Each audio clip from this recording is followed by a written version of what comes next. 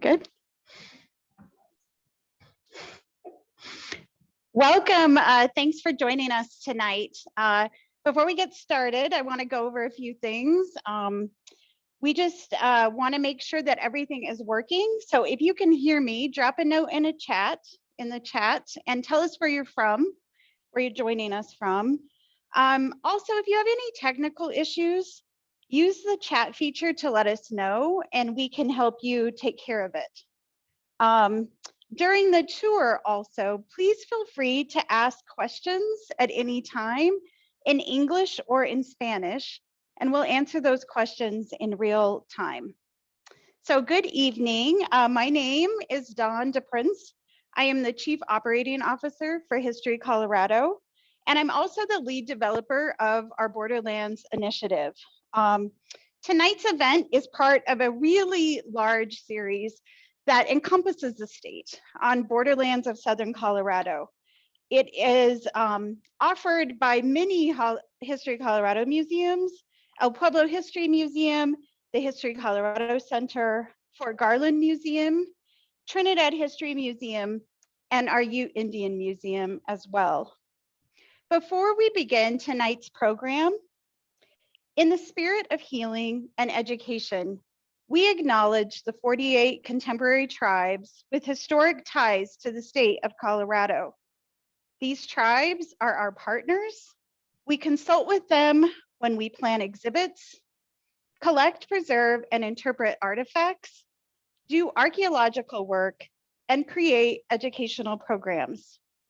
We recognize these Indigenous peoples as the original inhabitants of this land. As always, I want to thank the Sangre de Cristo National Heritage Area and Colorado State University Pueblo for their continued support of this Borderlands series. We are grateful tonight also for our partners who are helping us to host this event, including the Mexican Consulate and the Consul General Berenice Rendon. Right now, I'd like to turn this over to Rosa Elba with the Mexican Consulate, who would like to say a few words as well. Muy buenas tardes. Mi nombre es Rosa Elba del Río, cónsul de Asuntos Comunitarios del Consulado General de México en Denver. En nombre de la Cónsul General Berenice Rendón, quisiera agradecer a Dawn DiPrince y al History Colorado Center por hacer posible esta charla, traducida al español para nuestra comunidad mexicana e hispana, en el marco de su exposición Borderlands of Southern Colorado o las fronteras del sur de Colorado. Esta exposición es de especial interés para el consulado por su relación directa con nuestro país y el trasfondo sociocultural de la población mexicana que vivió en ese territorio desde el río Arizona hasta el sur de Colorado y se convirtió en estadounidense a partir del 2 de febrero de 1848. Tal vez nos preguntamos por qué algunas ciudades de Colorado tienen nombres en español, pero desconocemos los detalles que ocasionaron esta transición y el impacto cultural, político y económico que debieron haber sufrido los habitantes de esa región. En ese entonces estaba permitida aún la esclavitud en este país y uno de los logros alcanzados por el Tratado de Paz, Amistad, Límites y Arreglo Definitivo entre los Estados Unidos y México, mejor conocido como el Tratado de Guadalupe-Hidalgo, fue el respeto a las garantías de los ciudadanos mexicanos en los territorios perdidos. Muchas gracias por esta colaboración.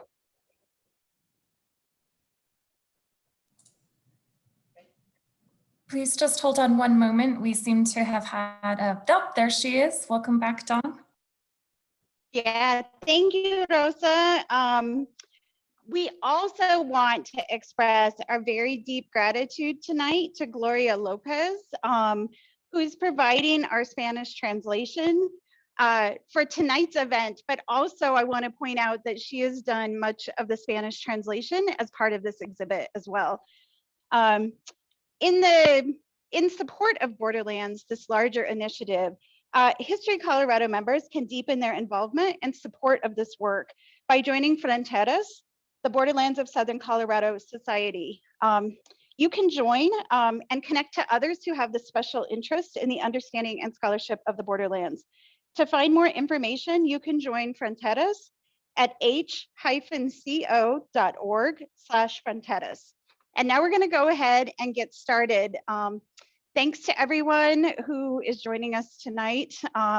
This is our new exhibit, our new Borderlands exhibit here at the History Colorado Center. It is the third installment of Borderlands exhibits as part of our museum network. And I want to give you a little bit of background Les of voy a how dar we un got, poco de contexto of de how we cómo got hemos to this hecho moment esto, today, and de cómo and hemos then llegado a go este through the momento, history of this exhibit. y de ahí vamos a contarles la historia de esta exposición. So here you can see we've got beautiful murals that Acá pueden ver express unos bellos murales the landscape of Southern que Colorado, reflejan el paisaje del Colorado del sur de Colorado, which is a really important character in this larger Borderlands que es un story. personaje importante en esta historia de las tierras fronterizas. So the Borderlands initiative started 7 years La ago iniciativa de tierras fronterizas empezó hace 7 años with scholars from all over the con country académicos de todo el país who specialize in Borderlands que se history especializan and en la knowledge. historia de las tierras fronterizas y And conocimientos. we really wanted to put like a new perspective on Queríamos darles una understanding nueva perspectiva the history of Southern Colorado and para how that entender history la plays historia into the del sur de history of this Colorado country. y cómo se involucra con la historia del resto del país. So we'll explain a little bit more about how the Borderlands incorporates Southern Colorado. Vamos a explicar un poco de cómo las but tierras fronterizas incorporan a Colorado. One of the key elements to Uno de los understanding this elementos clave exhibit para entender esta is exposición that this isn't an exhibit about borders. There's es a que esta no es difference una exposición sobre and a difference fronteras, about borders and talking porque hay una about diferencia Borderlands. entre fronteras y tierras fronterizas. Borderlands is really this unique Las culture that is formed around borders. The beautiful things that happen when cultures come into contact with each other. People learn sometimes how to work with each other. Sometimes there's conflict, but it's all of the beautiful things that happen when you are able to be in contact with different cultures and different heritages from yours. And that is interesante really poder what this estar en exhibit contacto con celebrates. otras culturas y esto es lo que celebra esta exposición, toda esta intersección de culturas. And one of the things I think that's really interesting, often when you study history from an American perspective, this is seen out here in the West as the edge of empire. And what it actually is la historia de Estados Unidos se ve al oeste como el borde de un imperio. Collections of empires. We've got a number of indigenous empires. We've got the Spanish Empire, Tenemos the Mexican Empire, indígenas, and the españoles, American mexicanos Empire. y el imperio americano. And they're all coming into contact and Y todos connection to establecen one contactos another. y se conectan unos con los otros. We are not the edge of empire. We were No actually somos the el borde del center imperio, of many éramos el empires centro here de in muchos Colorado. imperios acá en Colorado. One of the things that I think is really important to this story Algo is the importante Arkansas River. es el río The Arkansas. Arkansas River served as a border. El río Arkansas era Oftentimes, una frontera. when we look at the history of borders, what we Cuando see vemos la is historia there de are a las number of fronteras, natural landforms that form vemos borders. That's why muchos we've got murals elementos of naturales que mountains forman fronteras. Por eso and tenemos why we murales talk about the river. de montañas y hablamos del río. The mountains and the rivers create natural borders that then empires and political systems used to create borders. Las montañas y los ríos crean fronteras naturales que después los imperios utilizan para crear fronteras. So the Arkansas River, which was also known at the time as Rio Nepesta, is one border between US and Pueblo, Colorado. Goes through Pueblo, Colorado. atraviesa Pueblo Colorado. We have this beautiful quote about from Juan de Ulibari about Rio Nepesta that really captures the importance of this river to the systems that were existing around it. Esta es una cita sobre el río Arkansas, que captura lo que queremos decir. I'm going to go ahead and read this. The river, 4 times larger than the Rio Grande del Norte, had the broadest valley in New Spain. Que de Rio Grande, y fertile lands abounded in cottonwoods, plums, cherries, and wild tierras grapes. fértiles, árboles y plantas. If you were ever in Pueblo, Colorado, the historic Arkansas Riverwalk that is downtown Pueblo marks this original border. Si alguna vez has estado en Pueblo, en la caminata al lado del río, esa era la frontera original.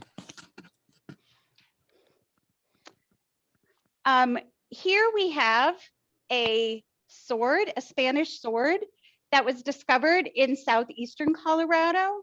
And what you can see from this, it's just really beautiful evidence of the presence of the Spanish in Colorado. Esta es una espada que se encontró en el sureste de Colorado y es evidencia de la presencia de los españoles en Colorado. So I'm going to take us to another section of this exhibit.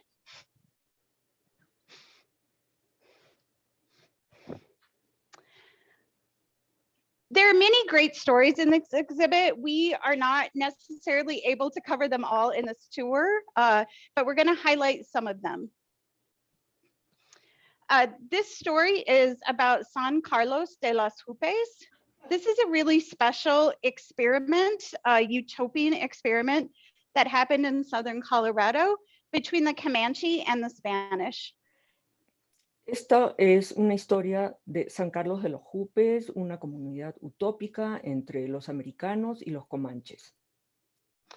It was funded by Governor Juan Bautista de Anza, and it was the idea of the Hupe Comanche to form this utopian society of many cultures living in one space. Fue financiada por de Anza, un español, pero fue la idea de un jefe comanche organizar esta comunidad utópica. And unfortunately, it did not live long because one of the prominent Comanche women became ill and died, and people believed that was a bad omen, and they abandoned the utopian dream.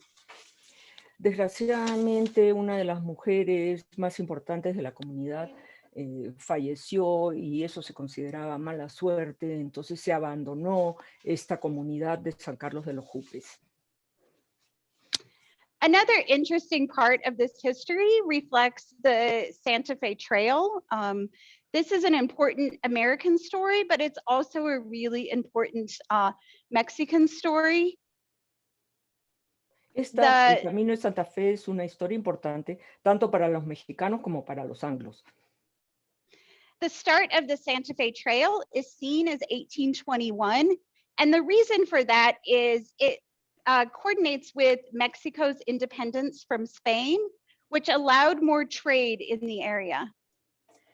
Por coincidencia, el Camino de Santa Fe adquirió importancia en el año 1821, cuando México obtuvo su independencia, y esto contribuyó a aumentar el comercio entre ambas regiones. It's important to note that, of course, trade was still happening among indigenous groups and the Spanish in this area. It just wasn't sanctioned. Spanish government only wanted trade within Spanish colonies and not with other entities. The Mexican independence transformed the commerce in this space. Ahora, eso no es decir que no existía comercio antes, sí existía un comercio entre los indígenas y los españoles que era aceptado, pero no era formal, porque eso era algo que no querían todavía los españoles. Mejor dicho, los mexicanos. One of the really tragic elements of this story involves enslavement of indigenous people. This was something that was happening before the Spanish came to this land. But when the Spanish came, they incorporated a much more violent and horrific system into the cultures here. Algo que se toca en esta exposición es el tema de la esclavitud, lo cual fue una tragedia debido a la manera como se trataron a las poblaciones indígenas. Many indigenous captives were taken from their tribes, and they were sold into both Spanish and Anglo families, and they were baptized in those cultures and given new names. And for this reason, this history has been obscured for a really long time. Muchos indígenas eran tomados como cautivos y eran vendidos a familias tanto americanas como mexicanas, y eran obligados a bautizarse, y es un tema que no se ha tocado mucho en la historia. So we are currently engaging in a large project with descendants of this story who have ties to the San Luis Valley. And this is happening right now. I just want to say, if this is in your history in any way, shape, or form, and you're interested in exploring this, please get in contact with History Colorado. Hemos estado tratando de comunicarnos con descendientes de estas personas que estuvieron en la esclavitud, incluso, sobre todo en la zona de San Luis. Si en su familia ha ocurrido algo así, por favor comuníquense con nosotros para seguir averiguando de esta historia. So this story centers very much on the Treaty of Guadalupe-Hidalgo. This was signed in 1848, and what it did was completely transform this area as we know it. It ceded the land of Southern Colorado and South to Mexico. Mexico ceded that land to the United States. It was a loss of 55% of the land holdings of Mexico. El Tratado de Guadalupe Hidalgo es parte importante de esta historia. Fue firmado en 1848 y transformó la región totalmente, ya que México le dio a Estados Unidos una cantidad muy grande de terreno que correspondía al 55% de su territorio.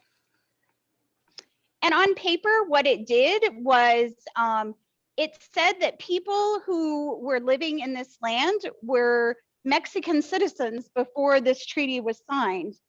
After the treaty was signed, people were told they had a choice to remain on the land and become American citizens, or go into the new Mexican territory and become Mexican citizens.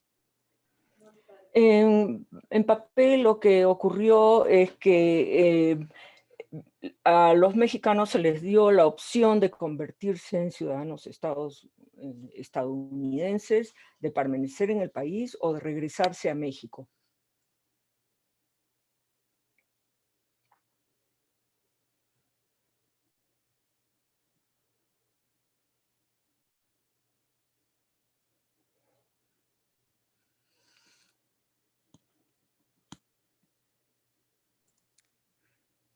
Thank you for your patience, everyone. It looks like we lost the feed, but they will hop back on in a moment.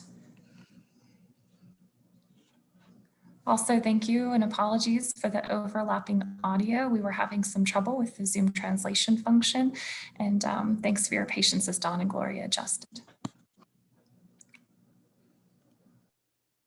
There we are. Are we okay? Yes, we can see and hear you. Okay, I wanted to say, to repeat what I said, since our translation dropped momentarily. Somebody acknowledged in the chat that ceded was a too kind of a word for what really happened. Of course, the treaty comes after the Mexican War, and it was really a war designed for America to grab this land and make it part of its territory. It was violent and intentional, and so you are absolutely right. I should not have used the word ceded. Un comentario en el chat ha sido que en realidad el gobierno mexicano no cedió, Do we have translation? Okay, I just no can't hear it. cedió el territorio a Estados I Unidos, think that, sino que arrebató la you tierra. know, part of what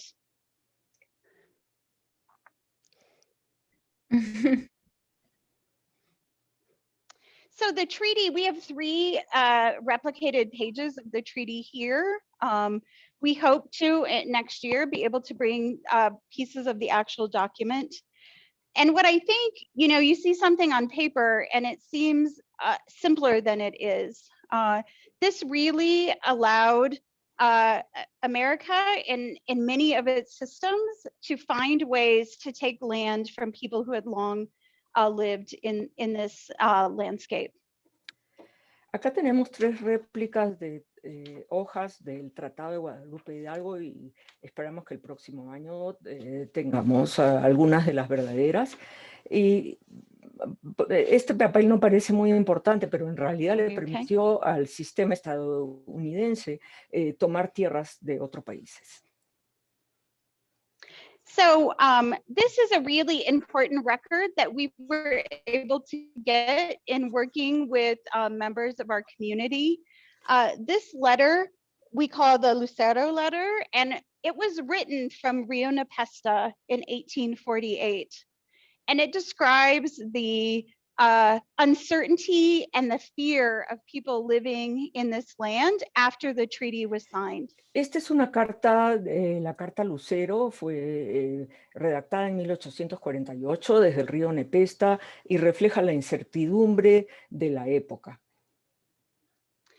One of the things that the letter writer says basically is things are not going well here near Rio Nepesta. If you remember, that is the name at the time for the Arkansas River. I don't know if I will survive. He cedes, you know, he says, this person gets my sheep. And he says, please look for this big copper pot near the stove, and in it you will find something that will help you. So this feels almost like a last will and testament letter. Básicamente lo que la carta dice es, nada está yendo bien ahora, no sé si voy a sobrevivir. Y a continuación da instrucciones sobre qué hacer con sus propiedades y también indica cómo buscar un perol de cobre en su propiedad. Básicamente parece un testamento final. Once the treaty is signed, it really starts a decades-long process that often ends up removing people who have lived in the lands of Southern Colorado for generations. Some of the ways in which people have lost land was through surveying, through lawyers, through new taxes that people have never had to pay before. We've heard from descendants who talk about how their families went from landowners to farm workers very quickly, and with the treaty lost all of their wealth. Después de firmar el tratado, básicamente se expulsó a mucha gente de sus tierras. Esto se hizo a través de agrimensores, abogados y altos honorarios legales. Y muchos descendientes perdieron sus tierras y se vieron obligados a salir. So the Treaty of Guadalupe-Hidalgo is signed in 1848, and Colorado becomes a state in 1876. Those dates are not, you know, they're decades apart, but they're connected. One of the things that happens when Colorado becomes a state is trying to decide where they draw the boundaries for Colorado. And should they take in this Southern Colorado region that used to be part of Mexico, should that become part of Colorado or not? El Tratado de Guadalupe-Hidalgo se firmó en 1848 y el Estado de Colorado se fundó en 1876, pero hay una conexión entre estas dos fechas. Cuando se fundó Colorado hubo que decidir las fronteras de Colorado y se iba a tomar parte del sur de Colorado para Colorado, iba a formar We have a esto, parte question in the Colorado. chat asking about water rights. Hay una pregunta sobre derechos de agua. So we have a question in the chat asking about water rights, and I don't know specifically, but I suspect all of these things get swept up in these, taking of lands. There are many, many stories, and we hear them all the time of how surveyors came in and took claim to things that once belonged to the family. And I suspect water rights went along with that as well.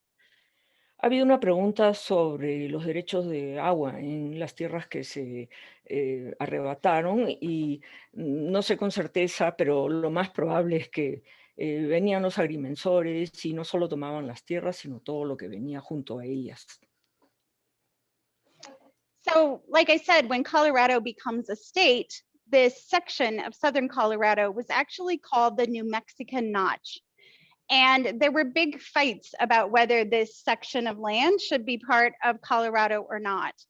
And what people in Southern Colorado argued is that they actually had more culturally and familially in common with the people who lived in this New Mexican territory than they did with the new settlement that was coming in what we now call Northern Colorado. They wanted to stay not part of Colorado.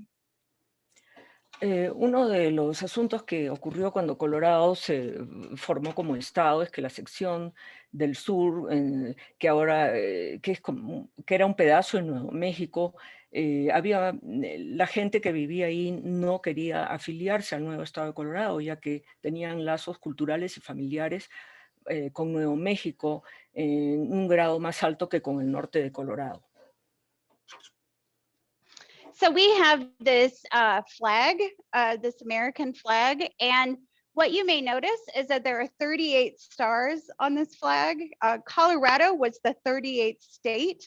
So this is one of the original flags. It's hand sewn, and one of the original flags that demonstrates Colorado's inclusion in the United States. Esta es una bandera y algo que deben observar es que tiene 38 estrellas y no 50. Colorado fue el estado número 38, o sea que esta es una de las banderas originales del estado de Colorado.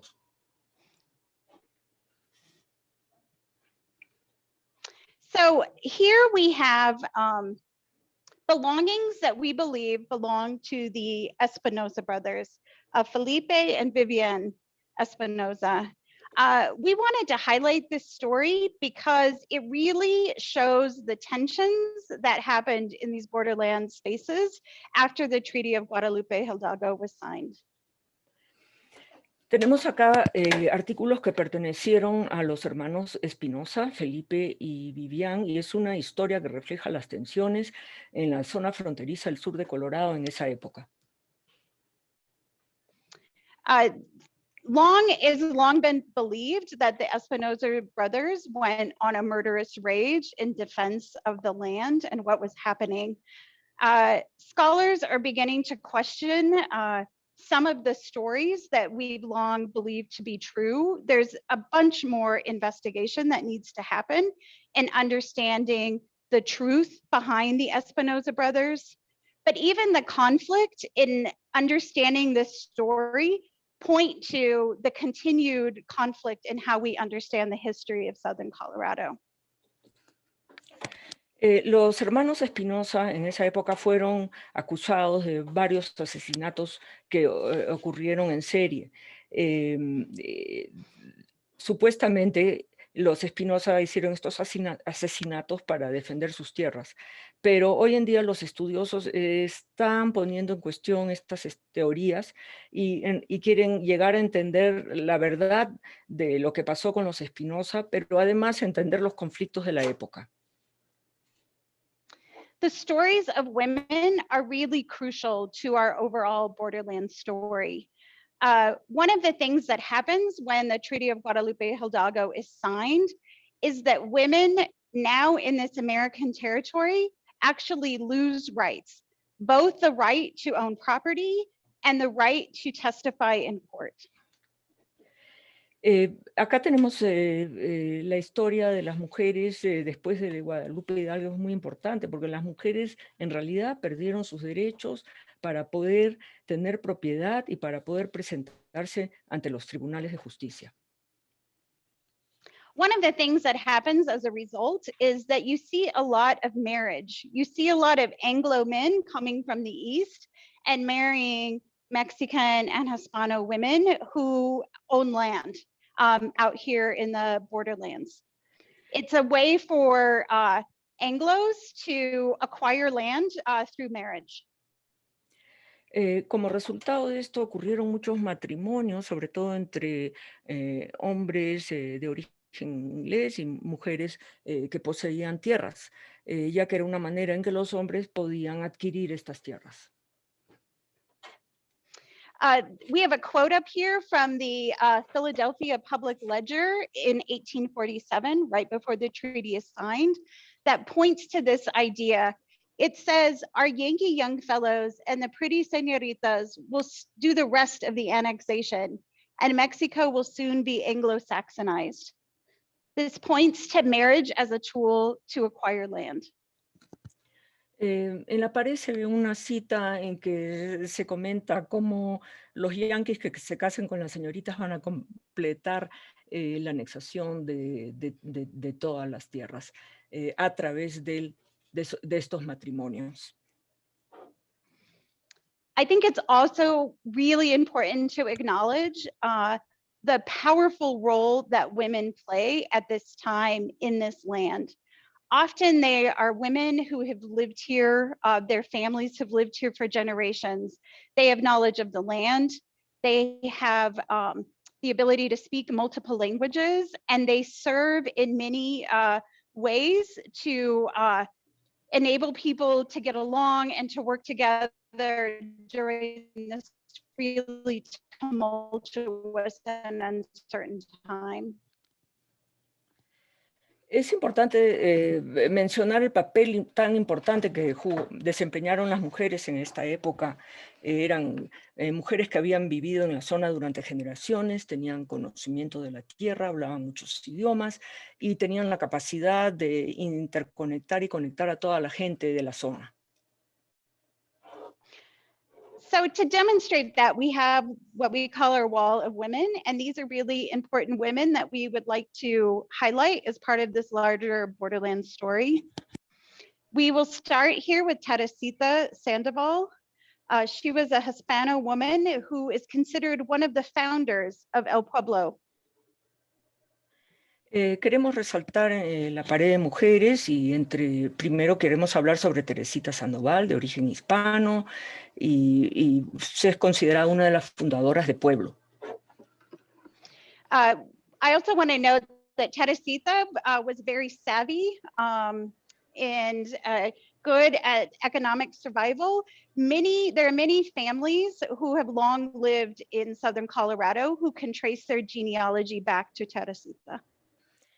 Teresita era una mujer muy hábil en la supervivencia económica y muchas generaciones dicen que son descendientes de Teresita. Right here we have Amache Ochini Prowers. She was a Cheyenne woman who inherited land after her father was murdered in the Sand Creek Massacre. And that land becomes part of a community known as Bogsville. Acá tenemos a Macho Chini Powers, una mujer de descendencia Cheyenne que heredó tierras de su padre que fue asesinado en la masacre de Sand Creek, y esas tierras las convirtió en una comunidad que se llamaba Bogsville. Amache is this incredible woman. Here you see her dressed in Victorian dress, but she still carried on many of the Cheyenne traditions in her day-to-day life. She also, again, served as an ambassador along the Santa Fe Trail, speaking multiple languages and helping to guide people during this tumultuous time. Acá ven una foto de Amache, está con un vestido de la época victoriana. Sin embargo, ella practicaba muchas tradiciones Cheyenne en su vida diaria. Además, servía de embajadora en el Camino de Santa Fe debido a que hablaba muchos idiomas. She marries John Prowers, who Prowers County is eventually named for. And also I want to point out that the Amache internment camp in southeastern Colorado bears her name. Se casa con Prowers, que también lleva el nombre del condado de esa zona, ahora es Prowers, y ese condado también fue el sitio donde se instituyó el campo de entrenamiento japonés. So right here we had who we believed was Josefa Jaramillo Carson, the wife of Kit Carson, also somebody who owned land, and before the treaty. What we learned just last week from scholars is they no longer believe that this is a photo of Josefa Jaramillo. Acá tenemos una foto de supuestamente Josefa Jaramillo Carson, que se casó con Kit Carson. Ella era propietaria de tierras antes de la firma del Tratado Guadalupe-Hidalgo, pero ahora los académicos ponen en duda que esa sea la foto realmente de Josefa. So, you know, like I said, for many, many, many years, people believed that this was Josefa, and people love this photo. And it was only recently that people felt like they don't think the timing of this photo is right for it to be Josefa after all. There is a lot of research happening to figure out if this is her. Do we have photos of her? But I think this points to how we're still learning so much of this history. Esta foto siempre ha sido muy apreciada por mucha gente, pero los académicos ahora piensan que la cronología no corresponde a Josefa, y esto lleva a indicar todas las investigaciones que todavía necesitan hacerse sobre esta zona. Right here we have Rebecca Lopez, and she was a Hispano homesteader along the Purgatory or Picket Wire River. She was, like many of these women who are living in remote places, she had to serve many roles. She was a curandera, a teacher. She, you know, helped to get people organized and stay connected. She served many, many roles in that land. Esta es Rebeca López, que vivía en la zona del río Purgatorio, y era una persona que tenía que servir muchos roles debido a que vivía en una zona tan apartada. Era curandera, maestra y organizadora comunitaria. So here in this photo, you can see that she's grinding corn. So I love this image. At the same time, there's a great story about her riding the 75 miles to Trinidad to demand education for youth who were living in rural, remote areas of Colorado. Esta foto me gusta mucho porque muestra a Rebeca moliendo maíz. También sabemos que ella una vez fue 75 millas hasta Trinidad para reclamar educación para la juventud de la zona donde ella vivía. And then right here, we have Dona Bernardo Velasquez. She is a woman with an incredible history who comes to us from the Salt Creek community in Pueblo County. Before she immigrated to the United States, she lived in Mexico and was said to serve as a medic in Pancho Villa's army. Esta es la foto de doña Bernarda Velázquez, que habitó en la zona de Creek en Pueblo, y ella emigró de México, y en México servía como curandera para Pancho Villa, para el ejército de Pancho Villa. Dona Bernardo was a woman of many, many talents, and she actually served as the midwife for the community. She delivered over 3,000 babies in her lifetime. And I always think, what bigger, better, more important way to build a community than to be a midwife to 3,000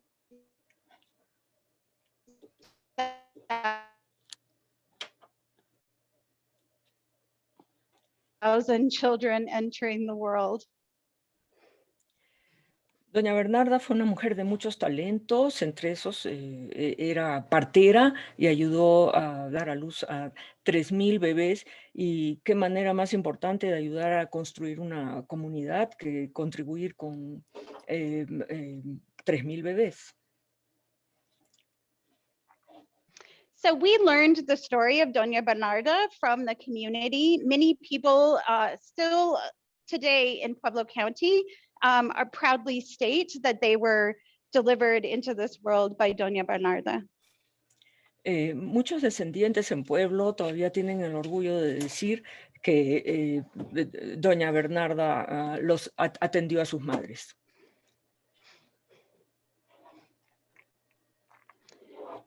So we're going to end in this space where we talk about the diaspora from that's related to the borderlands. Again, many people were forced off of their land for a variety of reasons. And what you see is many of them migrate up north to areas like Denver. We have a really rich population in Denver who can connect their roots back to the San Luis Valley and this history. Para finalizar en la exposición tenemos acá la historia de la diáspora, que mucha gente se vio obligada a salir de sus tierras, muchos migraron al norte, por ejemplo, hacia Denver, y en Denver se pueden contar muchos habitantes que tienen sus raíces en la zona de Pueblo. And right here, I want to share with you all this colcha.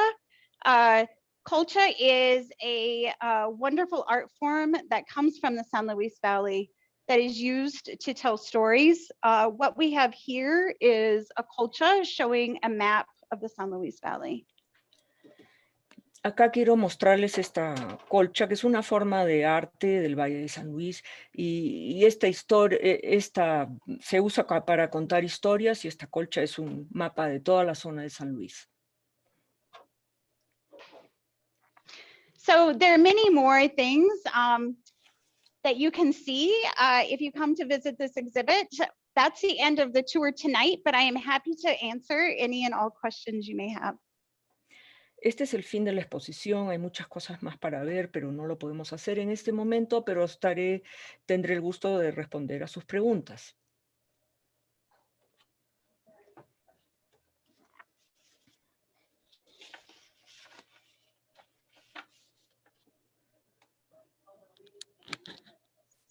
Yeah, so thank you so much for joining us. Like I said, there are other aspects of this exhibit that we did not have a chance to get to this evening. The entire exhibit is bilingual and is on display every day here at the History Colorado Center. Gracias por acompañarnos esta noche. Hay muchos aspectos que no hemos podido cubrir acá, pero pueden venir a visitarnos todos los días. So this is what we call a core exhibit. It's part of our larger exhibits called the Colorado Stories. We intend for this to be here a really long time because it's such an important part of Colorado's history. Esta exposición es parte de nuestras historias de Colorado y queremos que permanezca durante mucho tiempo en el museo debido a su importancia. Yes, so we got a question about how long this will be on display. Again, this will be on display for an infinite amount of time. This is what we call a core exhibit. So it will be here a long time. It is also accessible every single day here at the History of Colorado Center, and it's part of your regular ticket price. La exposición va a estar acá por tiempo indefinido, se puede ver todos los días y es parte de las historias de Colorado. Y está incluida con su boleto de entrada al museo. Yes, so there was some interest in the artwork colcha. That is spelled C-O-L-C-H-A. And again, this is a really good example of Borderlands things. It has both Spanish and indigenous roots in the way in which this art form lives in the San Luis Valley. Esta colcha tiene raíces españolas e indígenas y es una forma de arte importante en la zona de San Luis.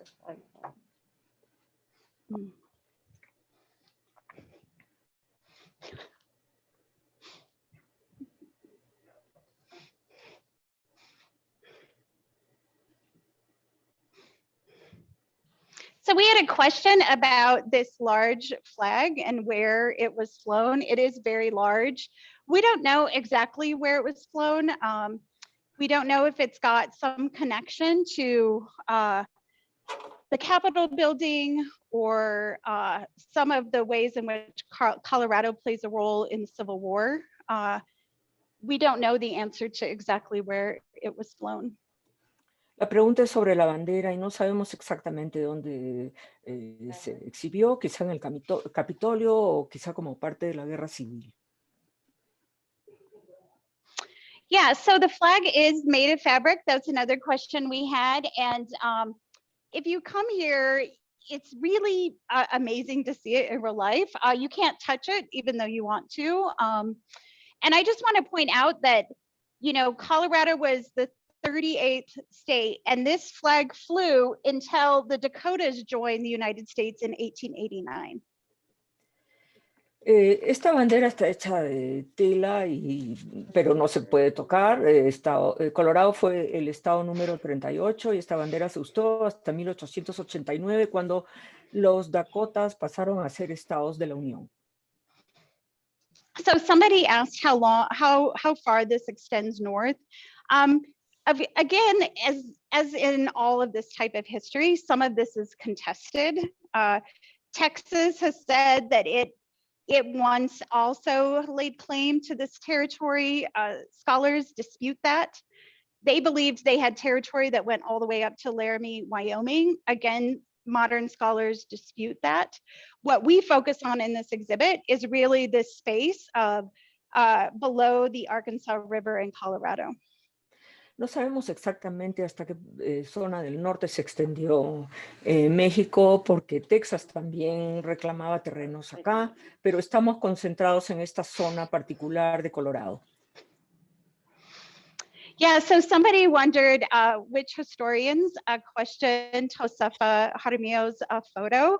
So we just started hearing this from a variety of camps. Some of these are really well-known Borderlands scholars, like Maria Montoya, who was our most recent speaker for our lecture series, as well as descendants who are related to that Josefa Jaramillo line. So we're hearing it from a variety of different camps, and we will be hosting a program that helps us explore that history a little bit more. La pregunta es qué historiadores cuestionan la veracidad de la foto de Josefa Jaramillo, y por ejemplo tenemos a María Montoya y a los descendientes de Josefa Jaramillo. Vamos a seguir analizando este asunto. So we have another question about the colcha. This is that it's like a tapestry. I know that colcha can mean different things in different cultures, and partially the way we get this art form in the San Luis Valley and northern New Mexico is that people unravel Spanish blankets to get yarn and wool and transform them into these storytelling tapestries. La otra pregunta es sobre la colcha. Es una especie de tapiz y que es típico de San Luis y del norte de México. Básicamente se desatan otras colchas para obtener lana y poder fabricar la que, por ejemplo, estamos viendo en este momento. Yes, so we have a question about how the Borderlands intersects with Southwestern Colorado. This gets a little bit murky. It does include sections of that. What seems to be more well recorded is this area that we are talking about. As you know, the southwestern corner of our state is now home to both the Ute Mountain Ute tribe and the Southern Ute tribe, and they play an important part of this overall Borderlands story. La intersección con el suroeste de Colorado no es muy clara, pero lo que podemos decir es que so it ahora looks like alberga those are a los all of our Utes. questions. Oh, sorry.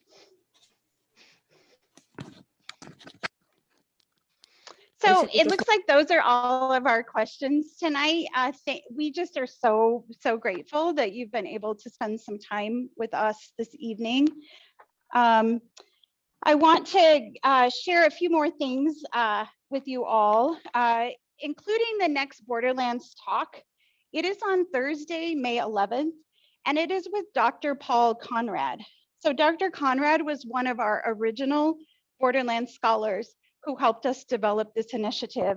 And he just happens to have released a new book this month called The Apache Diaspora, 4 Centuries of Displacement and Survival. He will be talking about this book.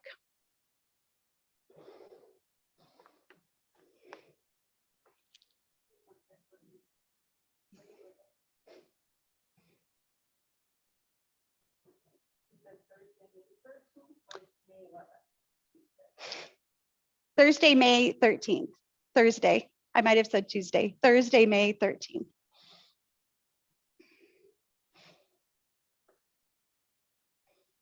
So I just want to give one more thank you to the Sangre de Cristo National Heritage Area, Colorado State University Pueblo, to all of our donors who support public programming at History Colorado community museums. And of course, a big thank you to the Mexican Consulate and to Gloria Lopez for their partnership tonight. Thank you and have a great evening.